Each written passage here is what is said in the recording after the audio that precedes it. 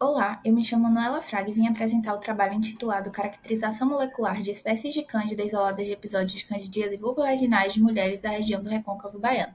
Eu sou orientada pela professora doutora Tânia Fraga Barros e a fonte de fomento é o CNPq. A infecção cutânea de mucosa ou sistêmica causada por leveduras do gênero Cândida é denominada candidíase.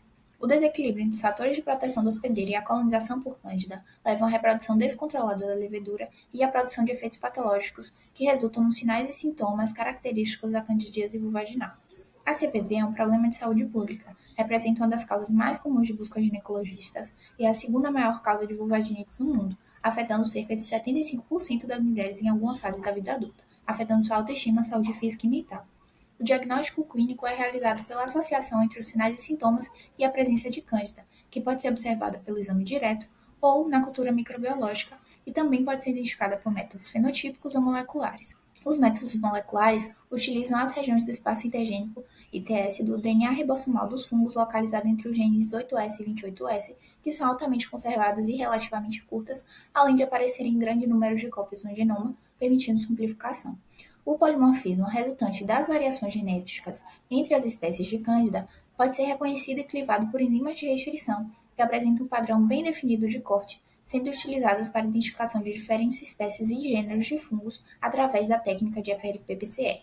Tivemos como objetivo geral caracterizar espécies de Cândida isoladas de episódios de candidíase vulvovaginais de mulheres da região do Recôncavo Baiano através de técnicas de biologia molecular. Para isso, tivemos de extrair o DNA genômico através da técnica da fervura e kit de coluna, amplificar a região ITS do DNA ribossomal através da técnica da PCR, determinar o polimorfismo da região ITS do DNA ribossomal através da técnica de FRP-PCR e comparar a identificação fenotípica, que foi o projeto anterior, com a identificação molecular, que é este projeto. A coleta do material foi realizada nas unidades básicas de saúde durante a realização do exame Papa Nicolau. Foi realizada também uma anamnese com dados clínicos e epidemiológicos das pacientes e foi assinado o TCLE. As amostras foram encaminhadas ao Hospital Nossa Senhora da Pompeia, onde foi realizada análise citológica e a cultura micológica. Por fim, os isolados foram encaminhados para o LPMC, onde foi realizada a identificação fenotípica pela metodologia convencional, no projeto PIBIC anterior, e a identificação molecular, através da extração do DNA por fervura e kit coluna, e também foi realizada a técnica de FLP-PCR com os primers ITS1, ITS4 e as enzimas FSPB1 e HPA2. Foram coletadas amostras de 358 pacientes, sendo 56 culturas positivas e duas delas com crescimento de mais de uma espécie, resultando em 58 isolados. A extração do DNA de Cândida se baseia no rompimento da parede celular e exposição do DNA, e a técnica de extração por fervura teve alta taxa de sucesso. É uma metodologia mais rápida, fácil e mais barata que os kits. Na figura 2, podemos observar que os produtos da PCR obtidos tiveram dois padrões. Alguns produtos apresentam aproximadamente 800 pares de base, podendo indicar Candida glabrata, enquanto os demais apresentam entre 500 e 600 pares de base, característico das demais espécies, como pode ser observado na tabela 1. A análise de polimorfismo de fragmentos de restrição utilizando a PCR com as enzimas FSPB1 e HPA2 geraram os perfis demonstrados nas figuras abaixo. Comparando esses perfis com o mapa de restrição da região ITS de cepas ATCC de Cândida, realizado por Arraes, foi possível caracterizar as espécies de Cândida presentes nessa população. No gráfico 1, podemos observar a distribuição das espécies identificadas. Cândida albicans foi a espécie mais prevalente, seguida por Cândida parapsilosis, Cândida glabrata e Cândida tropicalis. Diversos autores destacam Cândida glabrata como uma espécie não albicans mais isolada em casos de CVV, seguida por Cândida tropicalis ou Cândida parapsilosis. Nesse estudo, encontramos o inverso, que pode ser característico da nossa população. Ainda, podemos observar um alto índice de espécies não albicans. Dados da literatura relatam que essas espécies estão presentes em 10 a 20% dos casos, e neste estudo somaram 34,5%.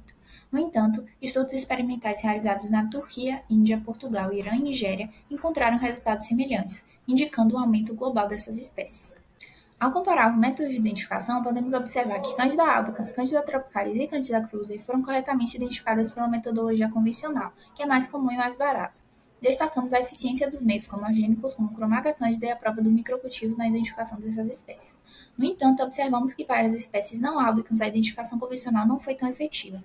Alguns isolados não puderam ser identificados a nível de espécie e com a biologia molecular foi possível identificar todos os isolados e ainda destacar inconsistências na identificação fenotípica, que podem ocorrer devido a problemas nas provas bioquímicas.